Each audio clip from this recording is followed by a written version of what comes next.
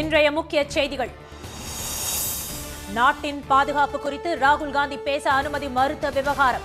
எதிர்க்கட்சிகளின் போராட்டத்தால் 3வது நாளாக முடங்கியது மக்களவை.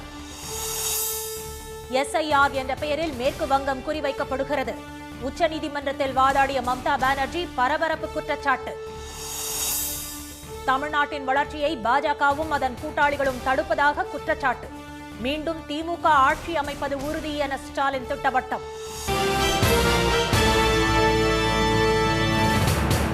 வணக்கம்.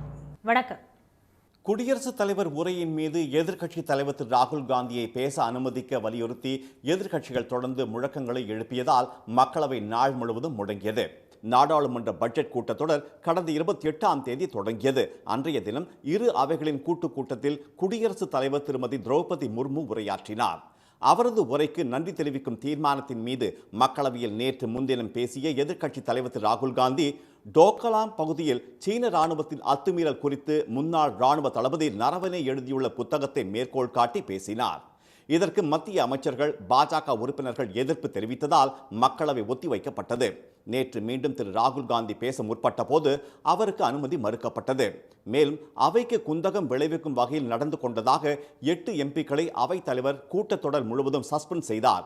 இதற்கு எதிர்ப்பு தெரிவித்து நாடாளுமன்ற நுழைவாயிலில் அமர்ந்து போராட்டத்தில் ஈடுபட்ட அந்த எம்பிக்கள் அமெரிக்காவிடம் பிரதமர் திரு மோடி சரணடைந்து விட்டதாக பதாகையை ஏந்தி முழக்கமிட்டனர்.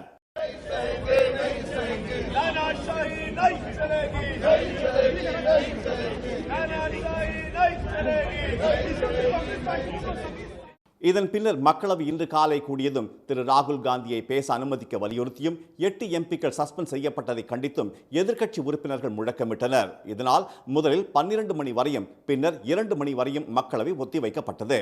2 மணிக்கு அவை கூடியதும் நேரு, இந்திரா காந்தி, ராஜீவ் காந்தி தொடர்பான புத்தகங்களை மேற்கோள் காட்டி பாஜக எம்பி திரு நிஷிகாந்த் துபே பேசினார். இதற்கு எதிர்க்கட்சிகள் எதிர்ப்பு தெரிவித்ததால் மக்களவை 5 மணி வரை ஒத்திவைக்கப்பட்டது. பின்னர் செய்தியாளர்களிடம் பேசிய காங்கிரஸ் எம்பி திருமதி பிரியங்கா வதேரா புத்தகங்களையும் மாத இதழ்களையும் மேற்கோள் காட்டி பேசக்கூடாது என்று திரு ராகுல் காந்திக்கு அனுமதி மறுத்த மத்திய அரசு திரு நிஷிகாந்த் துபேயை 6 புத்தகங்களை மேற்கோள் காட்டி பேச அனுமதித்தது எப்படி என்று கேள்வி எழுப்பினார். सबसे पहले स्पष्ट ये होना चाहिए कि निशिकांत दुबे जी तभी उठते हैं जब सरकार की इजाजत होती है, जब सरकार कहती है कि जाओ हाउस को डिसरप्ट करो। एलओपी को एक किताब जो प्रकाशित है, जो आज आपके सामने भी दिखाई है उन्होंने कि प्रकाशित किताब है, उससे कोट नहीं करने दे रहे। आप नियम कह रहे हो, तो अब ये महाराज उठे हैं और ये 6 किताबें सामने दिखा रहे हैं, उनमें से कोट कर रहे हैं, आप कुछ नहीं कह रहे हैं। इनका माइक चला जा रहा है और किस लिए कराया गया? ये सरकार स्पष्ट दिखाना चाहती है कि इस संसद में सिर्फ उनकी चलती है. திரு ராகுல் காந்தி பேச அனுமதி மறுக்கப்பட்டதை கண்டித்து நாடாளுமன்ற வளாகத்தில் எதிர்க்கட்சி எம்பிக்கள் ஆர்ப்பாட்டத்தில் ஈடுபட்டனர். முன்னதாக நரவனே புத்தகத்தை கையில் எடுத்து வந்த திரு ராகுல் காந்தி மக்களவைக்கு திரு மோடி வந்தால் அவருக்கு அந்த புத்தகத்தை பரிசளிக்கப் போவதாக தெரிவித்தார்.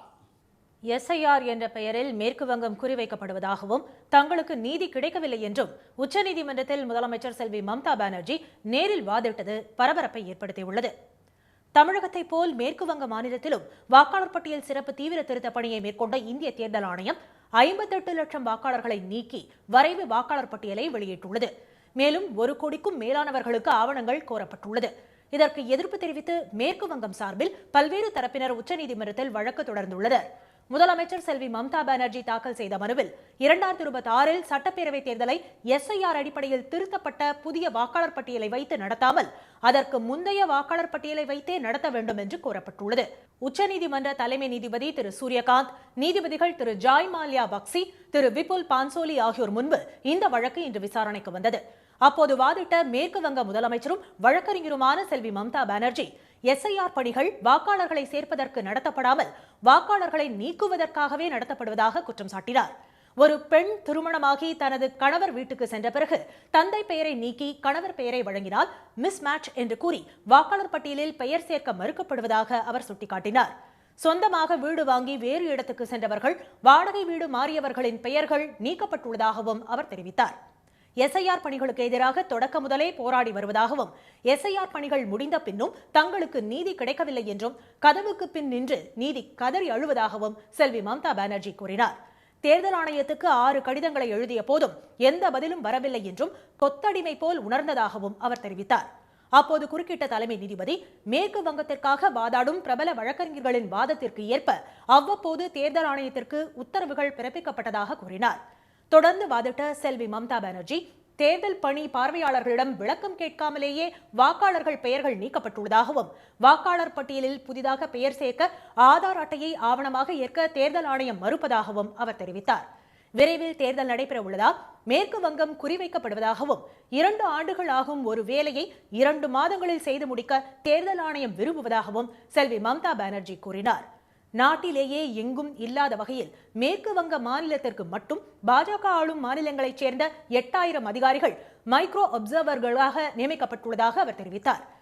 எழுத்து பிழைகளுக்காக வாக்காளர் பட்டியலில் இருந்து பெயர்கள் நீக்கப்படுவதாகவும், சட்டத்திற்கு புறம்பான உத்தரவுகள் வாட்ஸ்அப் கமிஷன் என்று அவர்களால் அழைக்கப்படும் வாட்ஸ்அப் குழுக்கள் மூலம் பிறப்பிக்கப்படுவதாகவும் செல்வி மம்தா பானர்ஜி தெரிவித்தார். அப்போது குறுக்கிட்ட தலைமை நீதிபதி, அனைத்து உத்தரவுகளும் வாக்குச்சாவடி நிலை அதிகாரிகளின் ஒப்புதலுடன் தான் நடைபெற வேண்டும் என உத்தரவு பிறப்பிக்க உள்ளதாக கூறினார். எழுத்து பிழைகளுக்காக நோட்டீஸ் அனுப்பக்கூடாது என தேர்தல் ஆணையத்திற்கு தலைமை நீதிபதி உத்தரவிட்டார். மைக்ரோ அப்சர்வர்களுக்கான அதிகாரிகளை மேற்கு வங்க அரசு அளித்தால் ஏற்கனவே நியமிக்கப்பட்டுள்ள வெளிமாநில அதிகாரிகளை விடுவிப்பது தொடர்பாக பதிலளிக்க தேர்தல் ஆணையத்திற்கு உத்தரவிட்ட அவர் விசாரணையை வரும் திங்கட்கிழமைக்கு ஒத்திவைத்தார். தமிழ்நாட்டின் வளர்ச்சியை கெடுப்பதற்கான அனைத்து செயல்களையும் மத்திய பாஜக அரசு தொடர்ந்து செய்து வருவதாக முதலமைச்சர் திரு மு.க. ஸ்டாலின் குற்றம் சாட்டியுள்ளார். உங்களுடன் ஸ்டாலின் என்ற பெயரில் அரசு துறைகளின் சேவைகள் மற்றும் திட்டங்கள் மக்களுக்கு எளிதாக கிடைக்க செய்யும் வகையில் தமிழ்நாடு முழுவதும் கடந்த ஆண்டு ஜூலை மாதம் முதல் நவம்பர் மாதம் வரை சிறப்பு முகாம்கள் நடத்தப்பட்டன. இந்த திட்டத்தின் கீழ் விழுப்புரம் மாவட்டம் திண்டிவனம் அருகே நடைபெற்ற விழாவில் பங்கேற்ற முதலமைச்சர் 13,000 பயனாளிகளுக்கு இலவச வீட்டுமனை பட்டா, முதியோர் ஓய்வூதியம் உள்ளிட்ட நலத்திட்ட உதவிகளை வழங்கினார். மேலும் இளைஞர்களின் கனவுகளை பதிவு செய்வதற்கான என் கனவு என் எதிர்காலம் என்ற புதிய இணையதளத்தையும் தொடங்கி வைத்த திரு ஸ்டாலின், திண்டிவனத்தில் 27 கோடி ரூபாய் மதிப்பீட்டில் கட்டப்பட்ட புதிய பேருந்து நிலையத்தையும் திறந்து வைத்தார்.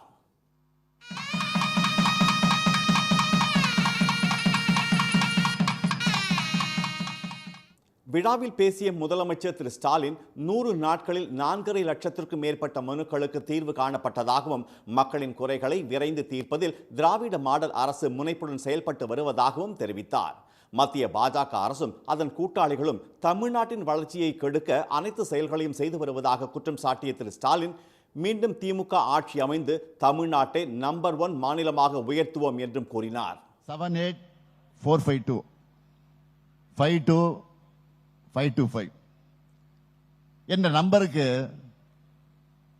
நீங்க வாட்ஸ்அப் மெசேஜ் அனுப்புனா 16 துறைகளுடைய 51 சேவைகள் உங்களுக்கு மொபைல் போன்லேயே கிடைக்கும். இப்படி இன்னும் முன்னோக்கி ஓடுகிற அரசா திராவிட மாடல் அரசு இருக்கு. தமிழர்கள் மீதும் தமிழ்நாட்டின் மீதும் பாஜக அரசு வெறுப்புடன் நடந்து கொள்வதாகவும் முதலமைச்சர் குற்றம் சாட்டினார். இதனிடையே எக்ஸ் தளத்தில் முதலமைச்சர் வெளியிட்டுள்ள பதிவில், எதிர்க்கட்சி தலைவரும் தமது சகோதரருமான திரு ராகுல் காந்தி நாடாளுமன்றத்தில் எழுப்பும் கேள்விகளை கண்டு பாஜக அரசு ஏன் பயப்படுகிறது என்று கேள்வி எழுப்பியுள்ளார். நாட்டின் பாதுகாப்பு மற்றும் பொருளாதார நலன்கள் குறித்து அவைக்கு தெளிவுபடுத்த அரசு முன்வர வேண்டும் என்றும் 8 எம்பிக்கள் இடைநீக்கம் செய்யப்பட்டதை திரும்ப பெற வேண்டும் என்றும் திரு ஸ்டாலின் வலியுறுத்தியுள்ளார். நாட்டில் என்ன நடக்கிறது என்பதே தாவேகா தலைவர் திரு விஜய்க்கு தெரியவில்லை என்று அதிமுக பொதுச் செயலாளர் எடப்பாடி திரு பழனிசாமி விமர்சனம் செய்துள்ளார். சென்னை ராயப்பேட்டையில் உள்ள அந்த கட்சியின் தலைமை அலுவலகத்தில் இன்று மாவட்ட செயலாளர்கள் கூட்டம் நடைபெற்றது. கூட்டத்திற்கு பின் செய்தியாளர்களிடம் பேசிய அவர் 2ஆம் கட்ட தேர்தல் வாக்குறுதிகளை வெளியிட்டார். முதியோர் ஓய்வூதியம் 2000 ரூபாயாக உயர்த்தப்படும், கூட்டுறவு வங்கிகளில் சிறுபான்மையினர் மற்றும் மாற்றுத்திறனாளிகள் பெற்ற கடன்கள் தள்ளுபடி செய்யப்படும், கல்வி கடன் தள்ளுபடி, ரேஷன் அட்டைதாரர்களுக்கு ஆண்டுக்கு 3 சமையல் எரிவாயு சிலிண்டர் இலவசம் உள்ளிட்ட 5 வாக்குறுதிகளை திரு பழனிசாமி வழங்கினார். அப்போது அதிமுக குறித்த திரு விஜயின் விமர்சனம் பற்றி கேள்வி எழுப்பப்பட்டது. இதற்கு பதிலளித்த திரு பழனிசாமி, எம்ஜிஆர் ஜெயலலிதாவை ரோல் மாடலாக ஏற்றுக்கொண்ட திரு விஜய் யாரை ஊழல் சக்தி என்று கூறுகிறார் என கேள்வி எழுப்பினார். நாட்டில் என்ன நடக்கிறது, யார் யாருடன் கூட்டணி என்பது பற்றி அவருக்கு எதுவும் தெரியவில்லை என்றும் அவர் விமர்சித்தார். எங்களெல்லாம் ஊழல் சொல்றதுக்கு வழியே கிடையாது. மாண்பு அம்மா அவர்களை ஏற்றுக்கிட்டார். ரோல் மாடல் அம்மா பேரை சொன்னாரா இல்லையா? புரட்சித் தலைவர் எம்ஜிஆர், மாண்பு அம்மா ரோல் மாடல் சொல்லியாச்சு. எங்களுடைய அதிமுக ஆட்சி நான் முதலமைச்சராக இருக்கும்போது என் மீது ஊழல் குற்றச்சாட்டு சொல்லி நீதிமன்றம் போய் நீதிமன்றத்தில் நிரபராதி என்று வந்திருக்கிறேன். எப்படி ஊழல் சொல்ல முடியும்? ஒரு கட்சியின் தலைவராக உள்ள திரு விஜய் கரூர் சம்பவம் நடந்து 72 நாட்கள் வெளியிலேயே வரவில்லை என்று திரு பழனிசாமி குற்றம் சாட்டினார். ஒரு கட்சியின் தலைவருக்கு எல்லாம் தெரிந்திருக்க வேண்டும், ஆனால் திரு விஜய்க்கு எதுவும் தெரியாமல் பேசுகிறார் என்று அவர் கூறினார். ஊழல் வழக்கில் தண்டனை பெற்ற திரு செங்கோட்டையனை அருகில் வைத்துக் கொண்டு ஊழல் பற்றி திரு விஜய் பேசலாமா என்றும் திரு பழனிசாமி சாடினார். இனி வருவது செய்தி துளிகள். துணைவேந்தர்களை நியமனம் செய்யும் தமிழக அரசின் சட்டத்திற்கு சென்னை உயர்நீதிமன்றம் விதித்த தடையை உச்சநீதிமன்றம் ரத்து செய்தது. தமிழக பல்கலைக்கழகங்களுக்கு துணைவேந்தர்களை நியமிக்க மாநில அரசுக்கு அதிகாரம் வழங்கும் சட்டத்திற்கு எதிரான வழக்கை விசாரித்த உயர்நீதிமன்ற நீதிபதிகள் திரு GR சுவாமிநாதன், லட்சுமி நாராயணன் தலைமையிலான அமர்வு அதற்கு தடை விதித்தது. இதை எதிர்த்து தொடர்ந்த வழக்கை விசாரித்த உச்சநீதிமன்ற தலைமை நீதிபதி தலைமையிலான அமர்வு இன்று அந்த தடையை நீக்கியது. புல் அண்ட் புல்டோசர் யோகி அரசுக்கு மக்கள் விரைவில் முற்றுப்புள்ளி வைப்பார்கள் என்று சமாஜ்வாதி கட்சி தலைவர் திரு அகிலேஷ் யாதவ் தெரிவித்துள்ளார். உத்தரப்பிரதேசத்தில் சாலையில் நடந்து சென்ற சிறுமியை மாடு ஒன்று முட்டித் தள்ளும் வீடியோவை பகிர்ந்துள்ள அவர், வரும் தேர்தலில் மாடு மற்றும் புல்டோசர் என இரண்டிற்குமே மக்கள் பதிலளிப்பார்கள் என சாடியுள்ளார். தமிழ்நாட்டில் அனைத்து கிராம ஊராட்சிகளிலும் பணியாற்றும் திடக்கழிவு மேலாண்மை தூய்மை காவலர்களுக்கான மதிப்பூதியம் 5000 ரூபாயில் இருந்து 6000 ரூபாயாக உயர்த்தப்பட்டுள்ளது. வீடுகளில் இருந்து சேகரிக்கப்படும் குப்பைகளை தரம் பிரித்து வழங்கும் பணியில் தூய்மை காவலர்கள் ஈடுபட்டுள்ளனர். உயர்த்தப்பட்ட மதிப்பூதியத்திற்காக கூடுதலாக 417 கோடி ரூபாய் ஒதுக்கீடு செய்து அரசாணை வெளியிடப்பட்டுள்ளது. பாஜகவுடன் உள்ள 10 கூட்டணி கட்சிகளை பற்றி தங்களுக்கு கவலை இல்லை என்று தாவேகா நிர்வாக குழு தலைமை ஒருங்கிணைப்பாளர் திரு KA செங்கோட்டையன் தெரிவித்துள்ளார். கோபிச்செட்டிப்பாளையத்தில் செய்தியாளர்களிடம் பேசிய அவர், அதிமுகவில் அனைவரும் இணைய வேண்டும் என்று கூறியதற்காக கட்சியில் இருந்து நீக்கப்பட்டதாக கூறினார்.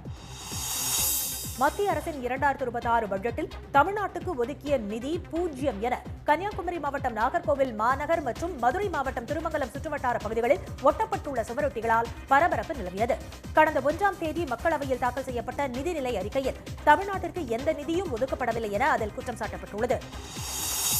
தஞ்சை அருகே ஜல்லிக்கட்டு போட்டி வெகு விமர்சையாக நடந்தது.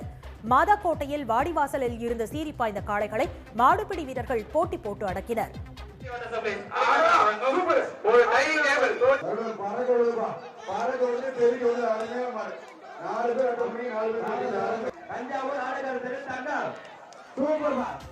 காளைகள் முட்டியதில் 10 பேர் காயமடைந்தனர்.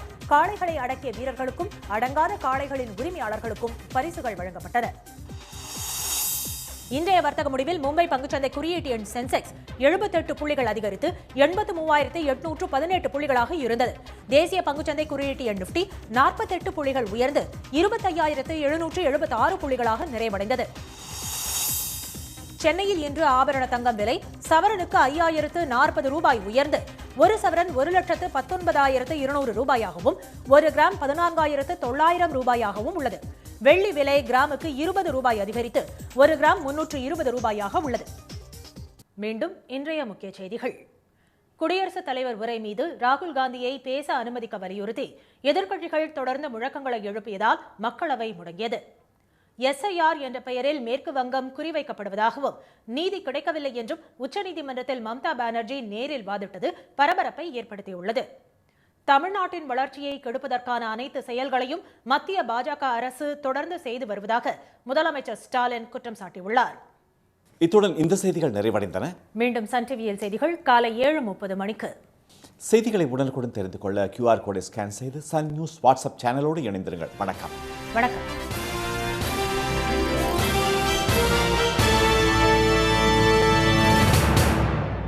உடனுக்குடன் செய்திகளை தெரிந்து கொள்ள சன் நியூஸ் பெல் ஐகானை கிளிக் பண்ணுங்க.